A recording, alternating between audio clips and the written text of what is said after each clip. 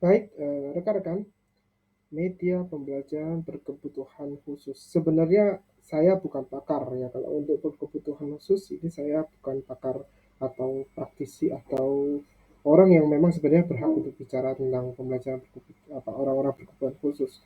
Tapi kalau kita konotasikannya dengan pembelajaran maupun media pembelajaran, nah rasa-rasanya kalau misalnya kita masukkan, kita inputkan berkebutuhan khusus, pembelajaran berkebutuhan khusus atau PBK ini, rasa-rasanya kayak tidak apa ya, rasa-rasanya kayak ini masih kurang lengkap begitu. Sehingga saya rasa saya akan mencoba untuk membahas ini.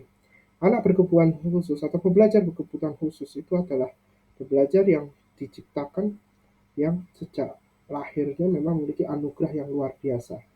Dalam artian mereka memiliki kecenderungan-kecenderungan khas yang berbeda dengan yang lain.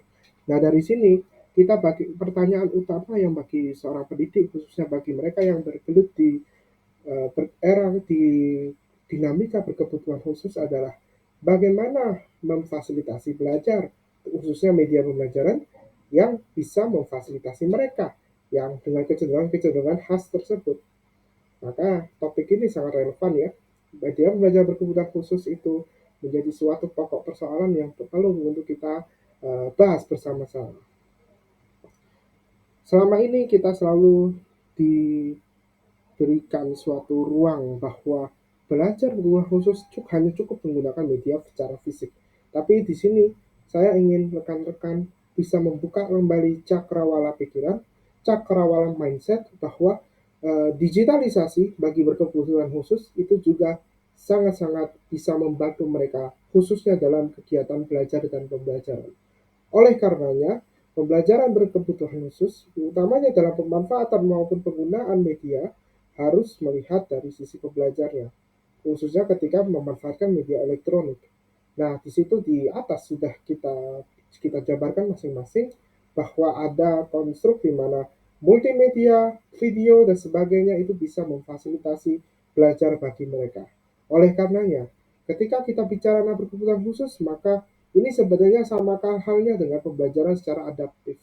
Yang berarti sebenarnya semua manusia itu sama. Tidak ada yang bisa dibeda-bedakan dalam artian konstruk belajarnya. Dalam arti anak-anak normal sekalipun itu perlu juga dipersonalisasi, apalagi yang berkebutuhan khusus.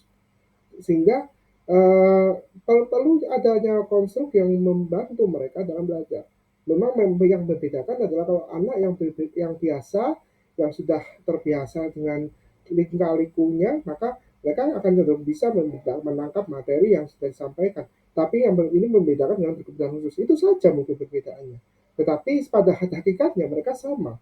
Kebutuhan mereka sama, yaitu kebutuhan adaptabilitas yang disesuaikan dengan keyakinan pada mereka sendiri atau bahasanya self efikasi mereka.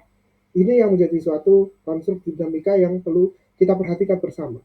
Bahwa sebenarnya pembelajaran berkebutuhan khusus maupun media belajar berkebutuhan khusus itu perlu untuk kita bahas juga. Bahwa sebenarnya semua juga butuh yang namanya adaptabilitas. Oleh karenanya, kita sebagai pendidik itu juga perlu untuk melihat hal-hal demikian ini. Demikian yang bisa saya sampaikan.